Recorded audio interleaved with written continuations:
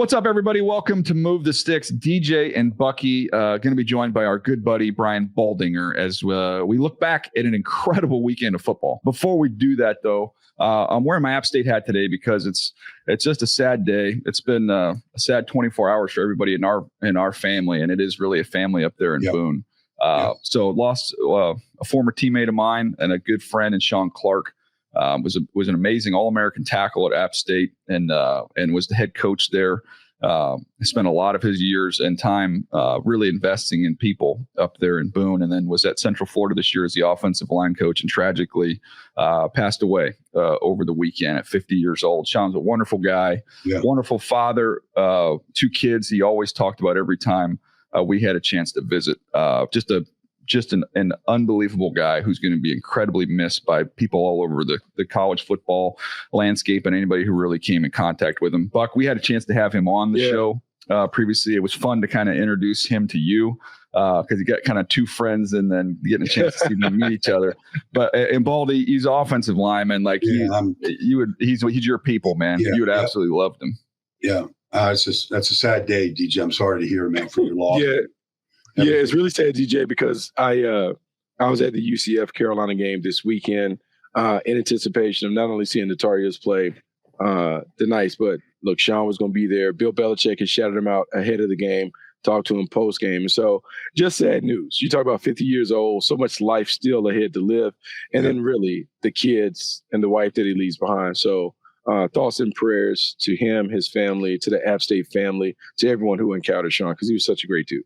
Yeah, great guy. I had a chance to go up there and take my family up there, and I think 21 in the summer, and he kind of gave us a whole tour of everything, showed my kids around. Couldn't have been nicer and just a better dude. And then was up there for a game just last year at this time. I think it was a year ago today. Looking at the calendar while I was up there in Boone, and I saw him in the locker room. He came, gave me a big bear hug, and he's going to be missed. He was a great guy. So anyways, sending all my love to their family. Sure. All right, guys, let's jump in here to the games we had yesterday. It's a crazy weekend, man. I was at a crazy game. I was at a crazy game. Where were you at yesterday? I was in Philly. Let's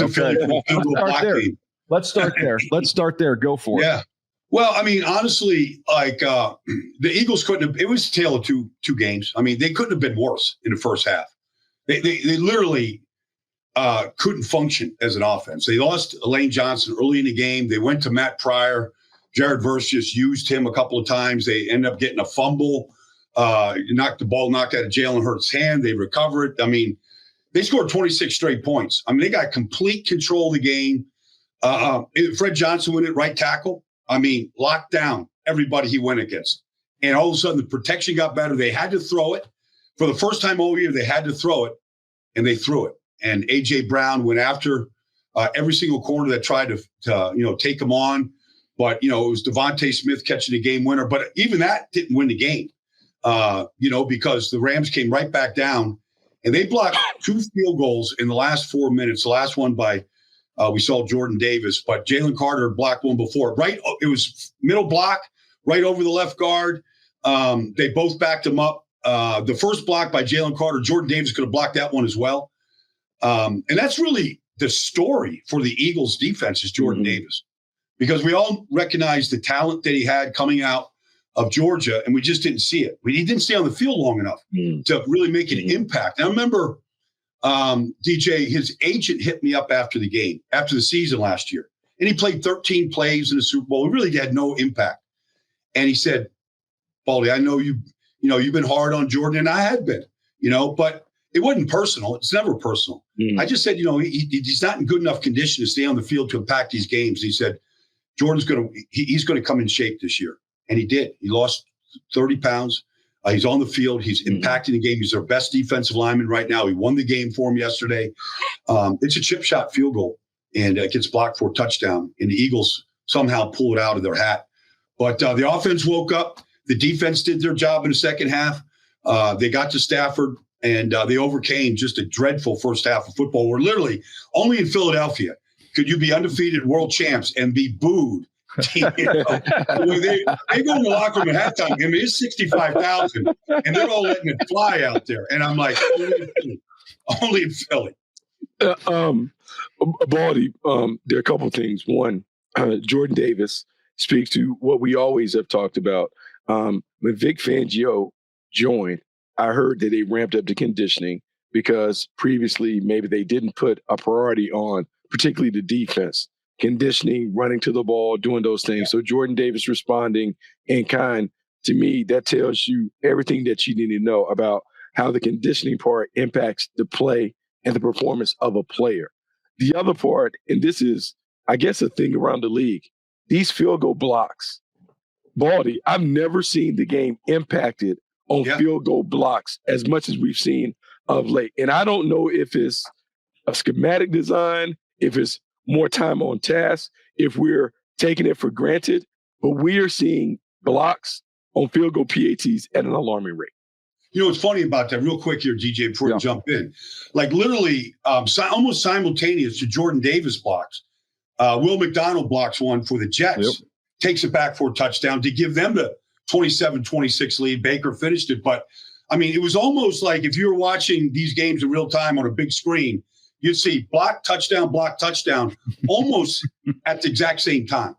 You know what's funny? I'll give you a little peek behind the curtain because I'm calling that Charger game. And Money and you're calling the game, but during the breaks, we'll check the scores and see what's going on. So during one of the breaks, we see, oh my gosh, the Jets are like, they're in the game because it was out of control for a while. And they're in the game. And then I look and I remember pointing to him, like must have been during a commercial or something. And I pointed to him, they're lining up to kick the field goal. Like this will kind of put this thing away. And then you go back to calling the game. And then you look back down at your computer and you see the score. And what the heck just happened? Like, because it doesn't even function as like a possibility of that could take place. But I guess you're going to have to change our mindset because this is happening more and more as you look across these games. But I want to go back to a couple things. Jordan Davis, while you guys were talking, I went back and looked up my notes.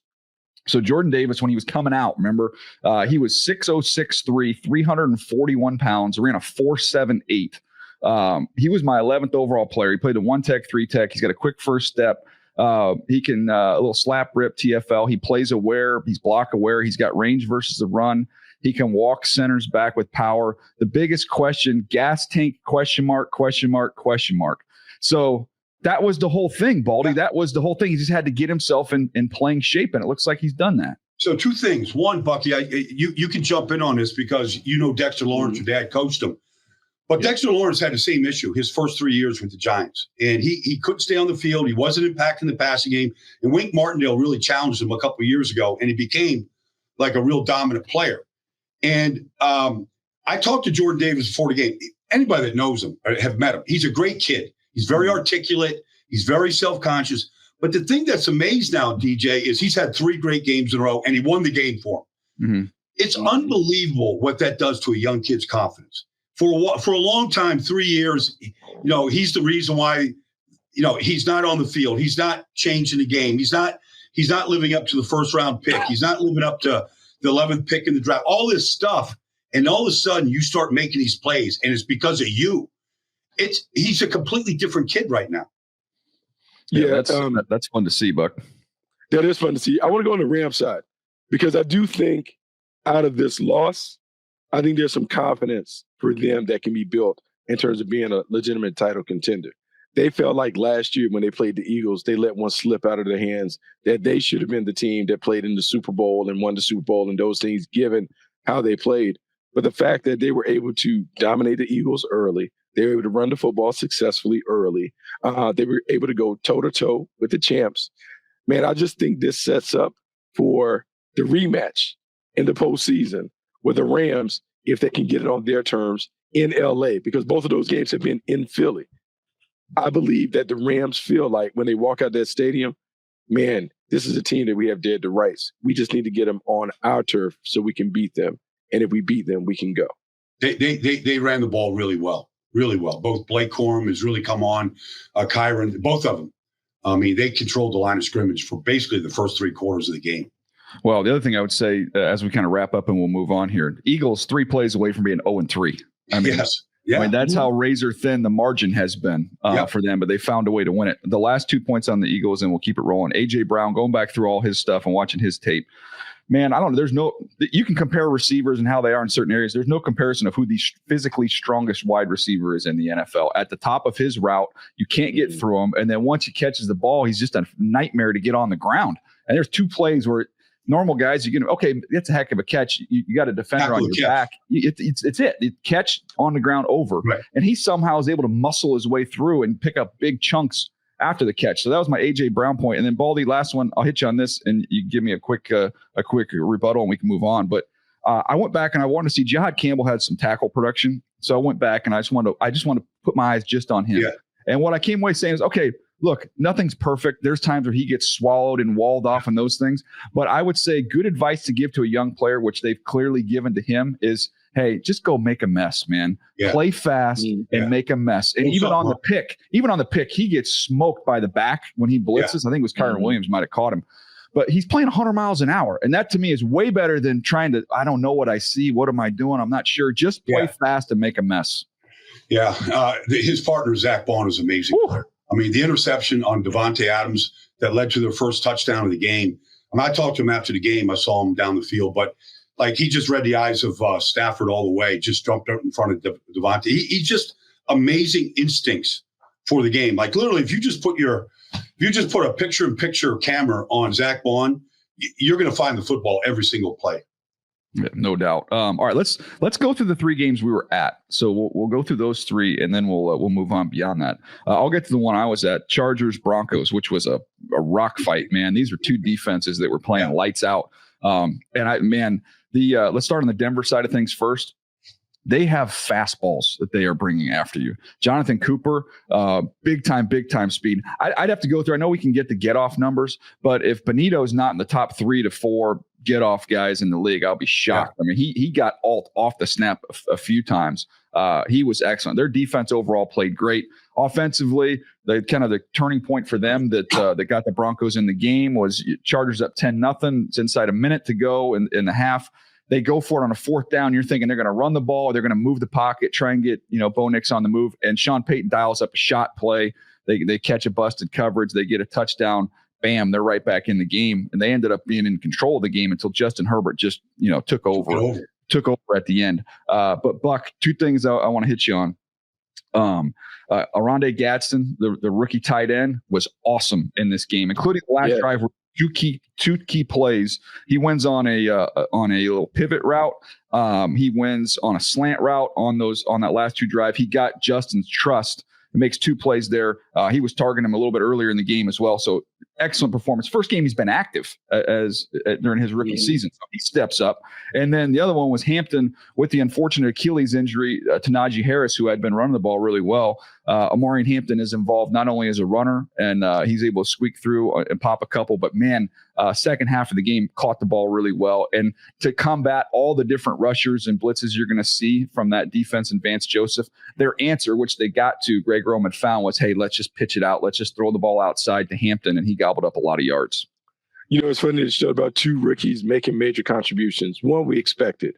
Amari Hampton, you expect him to make a contribution. He's the first-round pick.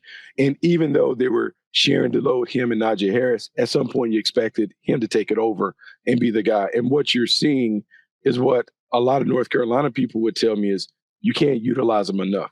Whatever you want to see he can do, it might not have showed up on college tape, but as a pro, he has those skills. So you expect to see Hampton do that. Arondé Gadsden Jr., I got to tell you, one, for anyone who remembers his dad was a freakazoid in terms of being a supersized wide receiver down there in Miami, kind of doing things and making it happen. Watching Arondé Gadsden Jr. at the East-West Shrine Bowl, you understood what he could do in practices in terms of being a pass-catching specialist in the middle of the field. To see him first game active, make plays, it just bodes well for what the Chargers are creating. A young, dynamic offense that has old school values, but they got a franchise quarterback that can make it new school whenever they need to. This is a really good team. And I can't even say they're laying in the weeds as a contender, but they're right there, ready to make that next step. And if you know Harbaugh, year 2 is typically when it happens. You know what caught my eye, especially towards the end, DJ, is you lose Becton, he's out. Okay, so Jamari's in there. You lose Pipkins, he's out. You got backup right guard, right tackle in the game, backup to the backup right tackle in the game, and you're not skipping a beat. Like, that's when you know the quarterback is playing at an unbelievable level, which he was. But, like, when you stop noticing the drop-off in offensive line play, and you're down to the backups, and you're still moving the football and scoring like that. Yeah, the other thing is, Quentin Johnson, there was a nugget in the research packet this week. I think coming into this game, he was 4th in the NFL since the start of 24 in touchdown receptions. And then he made some more big plays in this game, including he got Surtain a couple times down the field. And I was saying during the broadcast, I'm like, guys, the whole narrative of Quentin Johnston, oh, yeah, that's cute. He kind of turned it around. Like, he can catch the ball now. Ha ha. Like, he's a little bit better. It's like, this guy's playing like a number one receiver. He's got the numbers to back it up. Yeah. And so then you get him rolling like that. Ladd McConkey hadn't had like a huge game yet. He doesn't really had to. Keenan still clutches ever when you get in those third down situations. And now I'm saying, okay, well, these are all established guys now. And now you mix in a couple of these rookies they're dropping in there. Now they're going to have to go get another back. They're going to, they have Hassan Haskins there, but they got to get another back now that Najee Harris is going to be down. And Herbert can't continue to get hit like that. I don't know how many teams defensively are equipped to do what the Broncos do. I came out of that stadium, and the Broncos, they let one get away against the Colts the previous week. And this one was, like they had a real good shot to win this game. So there you go. Drew just put it up in the notes here. Benito, 0.74, top 5 in the league in terms of his get off. And the number one guy was Jonathan Cooper, his teammate. So that's one of those ones I love when we can do that in real time, Baldy, because your eyes, when you're watching it, you're like, these guys are getting off the rock, man. Well, it's just, the old saying that you can't win the 100-meter dash unless you get a great start. Yeah. And it's everything right now. It's the start. Like, if you Bryce Huff in San Francisco right now, you get a great start. You're going to give these tackles problems in the league, man. You're going to get them turned, and you're going to have a chance to get to the quarterback. Yeah, no question. But that was a big win. The Chargers start off 3-0 inside the division. So when you factor in the tiebreakers, I think they're 2.5 up on everybody in the division. So pretty incredible start for Jim Harbaugh and the Bolts. Buck, let's get to your game here. Not at all what I anticipated. I went back and watched. I'll get to what I watched of it in a little bit here, but just tell me what it was like in the stadium in a weird Houston-Jacksonville game. Look, it was an ugly game to watch. Offensively, if you like offensive ball, this sets you back. A lot of drop passes from the Jaguars. Brian Thomas Jr. has a bit of the yips. He's having a tough time catching the ball, but a bunch of other players are struggling as well. And then when you look at the Texans just are trying to figure out this new offense, and they don't have an identity. And I'll be honest, C.J. Stroud is struggling in terms of, we talk about the sophomore slump, but now when you're 3, he's struggling, trying to figure out where everything is. And someone who is so gifted as a passer, like the body's not connecting with the mind. And so his superpowers are negated by the overthinking, and it's really kind of ground this offense to a halt. Yeah, I went back and watched just the Stroud part of it because, man, his rookie year, it was so there's so much good. And even last year it was up and down, but I was in the building, and he carved up the Chargers. They're the number 1 defense in the NFL. After a slow start in that game, he got heated up. To me, I was just watching it. Man, there's no rhythm to it.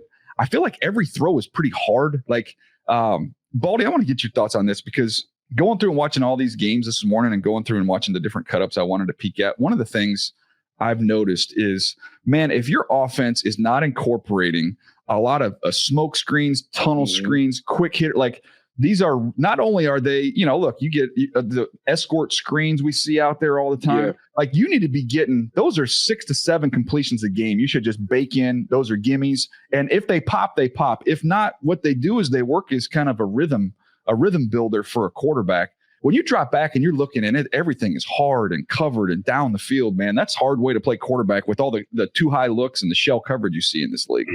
Not only that, but, the offense line has not played well, and it's all new.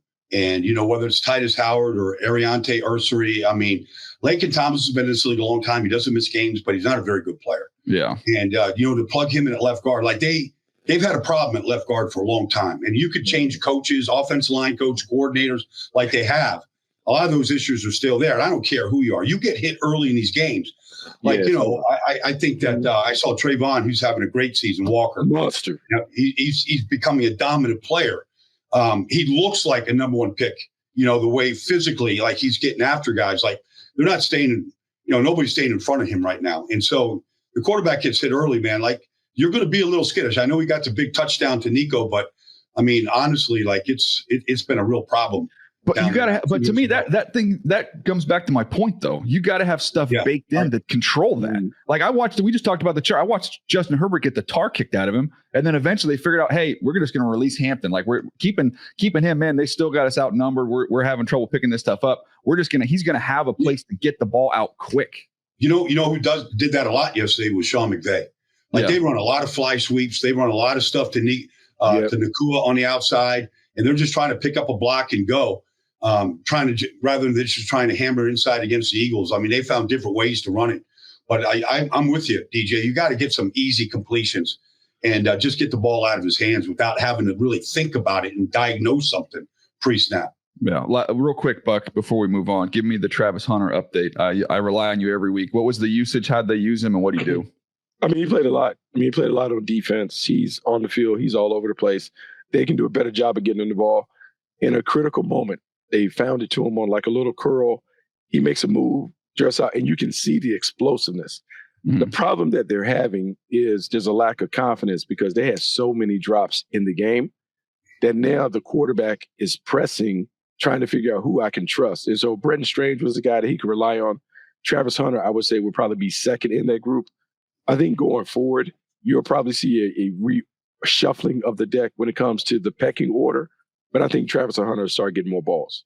Yeah, they put it in there, 35 snaps on offense, 41 on defense. So darn near 50. Had a lot of tackles in that game, Bucky. Yeah, I think it's 6 tackles. Now, the thing that I would say is the Jags defense is playing much better. Like the front four has exceeded expectations. Josh Hines-Allen, Eric Armstead on the inside, and Trayvon Walker, they're getting after it. And what they're able to do now, they're playing zone. So it's a see ball, get ball defense. They have 9 takeaways, I think, in 3 games. They're getting tips and overthrows, and the zone is working because they have these dynamic athletes that are just tracking the ball, and you're seeing more plays. Travis Hunter hasn't scratched yet, but it's only a matter of time because the way they're playing the zone, he is going to snag some balls out there. Let me ask you, Buck, because I don't know much about Campanile, the new defensive coordinator. Man. But obviously the breakdowns they had last year were ridiculous. I mean, they're just turning guys loose. But I don't see that right now. What is his strength? Why did Liam lean on this guy right here to run this defense? So it's funny, Baldy. As much as I would love to say that it's the X's and O's, I would say that what I've learned from watching this team, it is all about the connectivity between players and coaches. Okay. And talking to guys after the game, talking to some of their veteran leaders, they were like, it's a difference in having coaches say things that you actually believe in and wanting to play for them as opposed to just going out and playing. And so I would say Camp has challenged the guys, but he's challenged the guys, and it's almost like when you have an old teacher that tells you, hey, Baldy, I promise you, if you just follow the formula, it'll take, and then you do that first big problem, and it's right. And so now the trust that you have in the teacher takes you to the next level. That is what's happened. Campanile has told those guys, if you run to the ball, if you keep the ball in front, I promise you good things are going to happen. And over the first 3 games, those things have happened. And so now their confidence is sky high through the roof. Hey, no doubt. It's been a different unit completely. And they've always had guys on that side of the ball particularly. So good to see the Jags playing well. All right, Baldy, I saw you had posted on this. And then actually after you posted it, then I wanted to go through and check it out for myself. So and I'll set this up properly because we've mentioned, Bucky and I have mentioned this, no shortage of 10 times on this show, where we've said we were out there together, shoulder to shoulder, watching Jimmy Garoppolo and Devontae Adams carve up the Dallas secondary like a Thanksgiving turkey during training camp. Yeah. And we came out of that saying the Rams are going to score 60 points a game or this Dallas back end is horrendous. And I think we're figuring out, hey, the Rams they're pretty good. But Baldy, the bigger takeaway is Dallas defensively. What in the world is going on? Could they make it any easier for Caleb Williams? I mean, they left meat on the bone. They left meat on the bone. Out there trying to jam like a one-hand jam on Rome Odunze and misses and falls. And Odunze is like literally, it's like a Friday afternoon like egg toss. That's one. Yep. And then, look, Kyer Elam, I know where he got drafted. I mean, that guy's out there. He's a liability, man. Yeah. Like Caleb, he threw 4 touchdown passes. Honestly, 3 guys were completely wide open. The kid from Missouri is a really good player, but I mean, it helps when nobody's covering him. Yeah. I mean, it's a one breakdown after another. And the other part to this, I mean, Jerry Jones doesn't want to hear this. They've got no pass rush. No pass rush. I mean, Chicago, who struggled like crazy against Detroit, like honestly, Caleb barely got hit in that game. In fact, he got hit one time by Sam Williams after he completed the pass. I mean, they couldn't get near him in this game. And that was a big story. But like, you can't give it up any easier than they gave it up. Yeah, I'm going through my notes, Buck, and it's one thing when you write layup, open, easy. When you write all caps, Komet, wide open, all caps, all the way across, exclamation point, exclamation point, exclamation point. They were actually, and Caleb did play well. They made it easy on him, but I thought they left a little meat on the bone. Like there were probably 3 or 4 throws that he would love to have he definitely missed some, DJ. He definitely missed some. They had some opportunities that he missed. When he's driving the ball in the seam, for some reason, it takes off on him. There's times where I think he's overthrowing it and the ball just kind of jumps on him and he's missed. But the thing that I liked about, and in talking about Caleb every week, the thing that I continue to see improvement in, he had 4 runs in this game. Okay. Technically 4 runs, 2 were kneel down. So he had 2 runs in this game. And they were both zone reads, design quarterback runs. Yeah. And then you had some other dropbacks. He had 2 scrambles. And on the scrambles, one is where they're moving the pocket. So you already got him kind of in movement mode. And then he sees it and takes it. The other one was a trick play, another one of the trick plays that they tried and it wasn't there. So he takes off and runs. But there's not this panic. There's not this, I got to get out of here. I got to get out of here. And he's finding checkdowns. He's starting to realize, look, I don't think DeAndre Swift's a great runner of the football, but he's actually really valuable in the screen game and catching the ball out of the backfield. And, look, he's been with him twice. Ben Johnson's had him twice. I think he knows who and what he is, but they're figuring out a way to get him the ball in those opportunities, which shows growth to me from Caleb.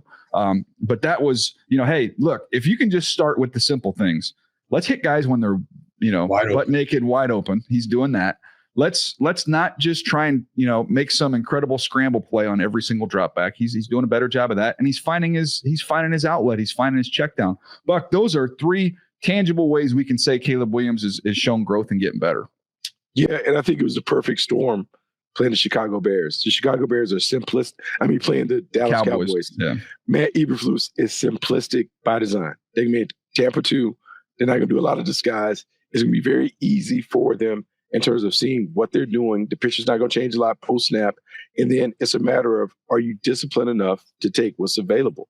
Now, the thing is, you should not see the bust that you're seeing from the Cowboys, given the simplicity of the scheme. Yeah, I think it's Tampa none. I don't think there was a 2. I was looking for the 2. I didn't see the 2. You should not see these breakdowns. And to me, it speaks to a lack of discipline and a lack of attention to detail from their players. Because I've seen this defense with Matty Eberflus work successfully in Indianapolis and all those things. But for whatever reason, there's a disconnect up front. And it also doesn't help when you have no one who can rush the passer. I don't care what defense you play. If you can't affect a quarterback, you got no chance in this league. Yeah, well, it speaks to just one big league-wide issue I see. Like, I know everybody says quarterback-driven league. It's a cornerback-driven league, and I see some of the worst corner play right now. There's not enough of them to begin with. And then they're asking guys that aren't very good to do things that they're not very good at. And so I just see this shortage of good corners in this business right now. And if you can get 3 or 4 of them that can stay on the field and stay healthy, then you're way ahead of the curve of how you want to play defense. No doubt. Baldy, Cleveland, Green Bay. That may be the most shocking result of the weekend. It was, except this is 3 weeks in a row now where the defense has carried this team. And they got after Jordan Love in the pass game. They completely shut down your run. Josh Jacobs got a couple. But these 2 rookies, Mason Graham and Carson Schwessinger, they're incredible. They know how to play the game. Schwessinger is sideline to sideline. He got a sack the other day coming out of, out there somewhere in the curl flat. He was 20 yards away from Jordan Love and got him down. But he comes 100 miles an hour. But Mason Graham, the thing that impressed me, DJ, is I didn't think he was going to be a good pass rusher. He looks good. I thought he had played with leverage. I thought he was technically sound. You see all that in the run game, but he knows how to get on the edge. He knows, and because of the way Schwartzy gets after either by adding a fifth rusher or their twist stunts that they run, like that's sometimes all you need to move that quarterback. And then here comes Alex Wright, or here comes Malik Collins on a pick, and like they really affected the passing game of Green Bay. And I don't think anybody thought they could do that to Green Bay. And that they did it for 3 quarters to Baltimore the week before. They completely shut down Derrick Henry. They did it to Joe Burrow week 1. They should have won that game. Mm-hmm. You don't need stats at all to watch Cleveland say that's the best defense in football. Yeah, a couple of things, Buck. By the way, I'm gonna put forth a nominee. Show of hands. Can we nominate Jim Schwartz for our coordinator of the week? We're gonna go. We get a 3 for on that. Okay, yeah. Schwartzy wins that award. Oh, he loves to hear that too, D. Oh yeah. He's the best. Mason Graham, going back through, I've watched him every week. It's kind of been a pet project because he was getting so much grief. He pukes at a practice.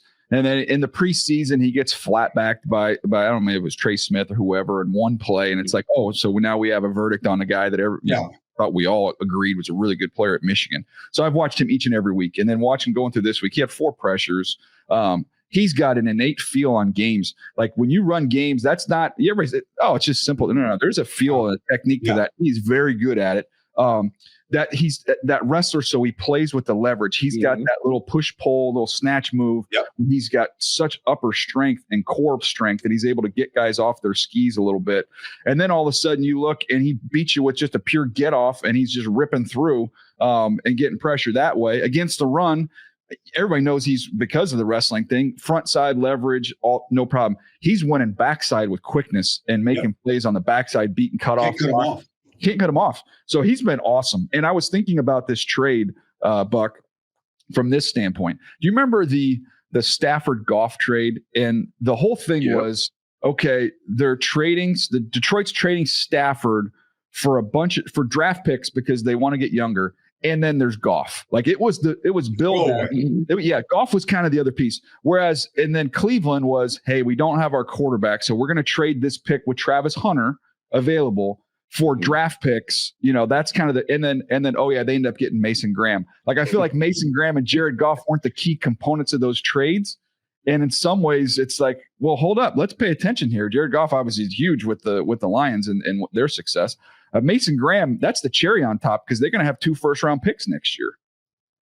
It's funny because I hear you guys raving about their defense. And I think in the middle of this game, Kevin Stefanski had an epiphany and will continue to have an epiphany in terms of how this team needs to play. Quinshon Judkins gets 18 carries, 94 rushing yards. He's averaging over 5 yards a carry. And when you have a great defense, as we're talking about, the best defense in football, the Cleveland Browns have to embrace an ugly brand of ball that can make them really the team no one wants to face. Because as the weather turns and as it gets cold and as you're having to go to the dog pound, they can run the football effectively with the rookie. They can play great defense. They can make every game like a game of half-court basketball. And all it takes is a turnover or 2, and you look up and you walk out of there with an L. If they embrace who they are with a great defense and complement it with a very conservative, run-oriented offense, this team, I'm not saying they're going to be a playoff team, but they can be a tough out that you don't want to have to deal with each and every week. The other part to the draft process, DJ, is so they take Quinshon Judkins, in the second round, and then they get Dylan Sampson. Yep. And you watch these 2 guys, like you don't need anybody else. You got 2 fresh legs. They can practice. Sampson catches the ball great. Quinshon is your number 1. Like they've got a real combination right now going forward. And look, I mean, Nick Chubb was a great player, but honestly, it almost goes back to that, not de-emphasizing running backs because you want great running backs, but what's wrong with drafting 2? Yeah. What's wrong with drafting, the sweet spot in the second round where a lot of these guys fall, and then go getting yourself that 4th round pick like Sampson and, out of Tennessee, and a little bit of guy can do everything. I mean, it's a pretty good approach. So you mentioned the 2 running backs, Harold Fannin, Buck. So that's 3 offensive rookies. Isaiah Bond. And then We talk about Schlesinger and Graham. Like, that's a heck of a draft class, man. Yeah. And that kid, Aiden Huntington, is a good player. Yeah. Like, he's a lead back on the touchdown. He's a rotating kid on defensive tackles. He's a free agent out of Tulane, but he's in the mix. Special teams, all three phases of the game. It's a nice little, being able to use his abilities. No question. I want to get to some more young guys as we get to this next game here. Jets and Bucks. And it's funny. I watched this game, just looking at. I wanted to watch a couple things, and I saw like Levante David had 11 tackles. Levante David's 35 years old. I know. So I wanted to watch that, and this is why box scores can be different than the game. So you go watch it, man. I'm actually go through the tape, and I'm like, he actually missed a sack, missed a couple tackles, potentially I think tackles for loss. Like, he could have had a monster game. And I think 25-year-old Levante David, that's like an old school 18 tackle, 2 sack, like elite performance. But he's still good. He's just not, kind of what he was. And then you look on the other side to see Mike Evans. Mike Evans makes a couple plays. Mike Evans, I think, he had 3 drops when I was going through there looking at that, where he had opportunities. So again, Mike Evans not quite what he was. So if you're a general manager and you've got some good aging players who are unbelievable leaders and winners and future Hall of Famers, then man, we got to supplement them with some good young players. And Baldy, I look at Emeka Ibuka. It is every week he's doing some freaky stuff, man. It's unreal. The one-handed catch was unreal. I mean, bump that right to his resume reel. Baker implicitly trusts him. I mean, Evans gets hurt. They had backup to backups on the offensive line. They didn't have one guy in their natural spot. They lose Mock. They lose the right guard. I mean, it was all backups in there. And, you're going up against, Will McDonald and Quentin Williams. They made plays, but, Baker he's just so crafty, man, with the ball. Like, his ability just to be able, it's like squeezing Jell-O. Like, he's going to find somewhere to come out of and extend the play. But ultimately, he's going to find Ibuka for a big play. And I don't know, I know Sauce Gardner was a high pick and he's gotten paid big, but man, those penalties that he's committing 2 weeks in a row now. On third and 29, and you give them a first down. Yeah. Like, you can't, if you have a free agent out there and he's just, you just called a kid up from a practice squad, you might expect that mistake. You can't, Sauce can't make that mistake. Yeah, I would agree with you in theory there, but I thought that specific one was, I didn't know if there was a whole lot there, man. They kind of each got their hand out touching each other. I don't think it impacted the throw at all. And I had a Jets fan friend as a baseball guy. It sent me a text. He was like, can they fix this rule where we're just going to bail out these offenses on third and forever and get a ticky-tack penalty? And that's not a 10, 15-yard penalty. That's a massive penalty. Yeah. And you kind of bail out the offense. Almost like, Buck, I don't know if you ever, being in both those position rooms and as a receiver and a DB, it's almost like, God, man, come on. Have you ever complained to a ref like, hey, let's have a little awareness of like, you're barreling these guys out on. Yeah, man, it's one of my biggest gripes with the rule. I think they make it too easy to throw balls up in these desperate situations and reward the offense with a first down.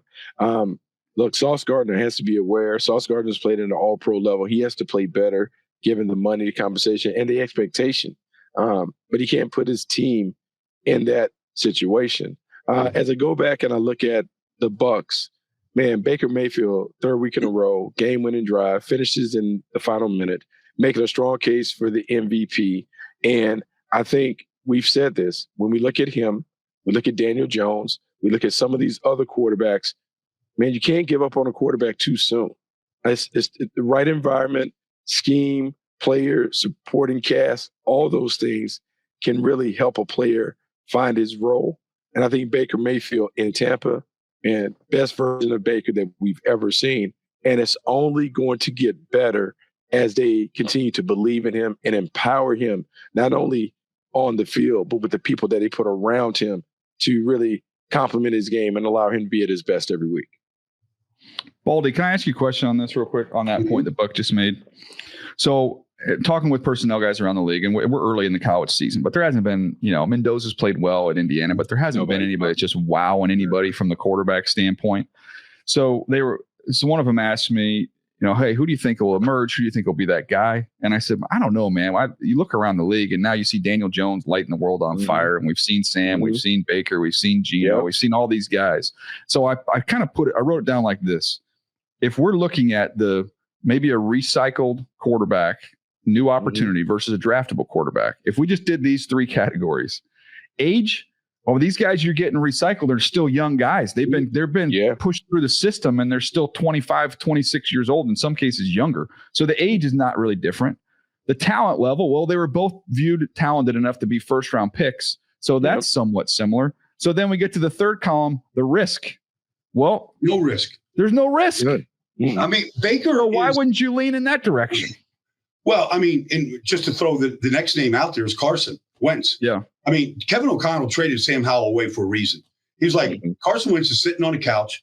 I know Sean McVay liked him. I know Kyle, like all these guys, places that he's been. Andy Reid liked him. He went out, opening drive right down the field, 3 plays, touchdown. He didn't play great, but he played pretty good. I mean, the talent level, the size, the ability just to move, the arm strength, all of that is still there. And they're going to get Jordan Addison back this week.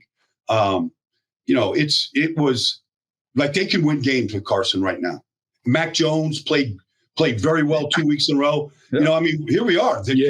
I mean, do you want to take one of these retreads for nothing? Basically, I mean, they didn't pay Carson any money, and here he is winning games for you. So, Baldy, you weren't on the show, but I think last Thursday or Friday we talked about this. We talked about if I am a quarterback that has to go in the reclamation cycle. Yeah, if I got to go in that cycle, I want to get into a scheme that is prevalent across the league. Yeah. And I want to be coached with coaches that can pick up the phone and vouch for me. When you think about the Mac Jones, you think about what Carson Wentz has been through, you think about Baker, all those guys went to systems and quarterbacks. Well, now it's prevalent. They went to graduate school, Bucky. They all went to graduate school. Yeah, they walk away with their MBAs, and now they have an opportunity to really rebuild their career and make it better.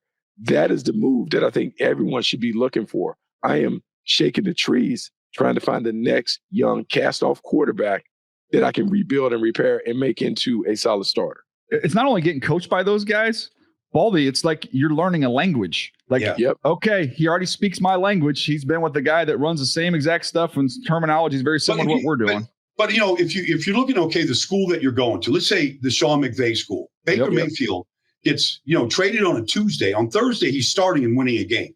Kevin O'Connell's taking guys from Arizona, putting them in the line. He's telling them what to do each play, and they're winning a football game. There's something about these guys that they know how to program these quarterbacks. You're talking about a language, DJ. It's like, it's like one of those language things where you can learn it in 30 days, like Rosetta Stone. Yeah. The Rosetta Stone, the McVay Stone, the Shanahan Stone. We got to just change the name of this whole thing. All right, let's get to one more game before we got to cut you loose, Baldy. And that was the Sunday night game. Kind of a weird game. Kansas City and the Giants. What do you got? Well, I mean, Russell Wilson was horrible week 1 against Washington, and he was awful last week. They have plays to be made. I mean, the last 4 plays were you're hitting the crossbar with the ball on 4th down. Like, it's tough. Like, they can't make Malik Neighbors is invisible. How is Malik Neighbors invisible?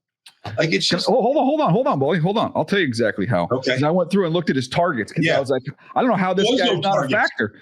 So every overthrown deep balls, just hero. Like, you got double covered down the field. We're just going to throw the ball 50 feet in the air and hope for the best there. They hit him on a hitch, which they were late on. Yeah. And then they hit him on a slant, which was an easy pickings. But like outside of that, it was just hand grenades. Just throw it up and as high as you can in the double coverage. There was no game plan for him. It's not an offense.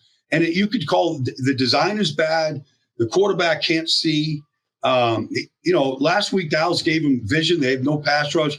He just took his go shots. He hit his go shots. Okay, threw for 450. He was as bad as he was yesterday as he was week 1 against Washington. Yeah, and what we've established, Buck, is the Cowboys are terrible on the defensive side of the ball. That's what we've established. Yeah, just really bad. And, the thing about the Giants, and not to belabor it, but, Malik Neighbors needs to get in. And then when you do put Jackson Dart in, it's kind of like the predictable offensive play. He's going to come in for one play, run this, then get out. At some point, man, you need to throw him in the pool. Just throw him in the pool. Let's sink or swim. Let him play Jackson quarterback. Dart. Yeah, running this offense. Let's try and figure out how to do it because I do believe this. They got something in the running back in Cam Scatterboo. there's something that you can build around. They have enough where they can be a functional offense that can pick up first downs and score points. The trigger man is what's holding them back. They got to put Jackson Dart in there. Well, the other thing on Scatterboo, real quick, Baldy, that he does the thing that Allstott used to do when you go back and watch him, where normally when you see guys run people over, they accelerate into contact, their feet are alive, and they kind of just run through them. His feet stop. He just kind of pops, and like it's a little just short, little 6-inch, boom, he just kind of punches them, and then he kind of skirts away. It's very unique. He looks like a little shrunk down little Mike Allstott out there. Well, that's a good call, and it's true because you can't get to his legs. No. He protects his legs. I mean, you can't get his legs, you're not getting him down on the ground.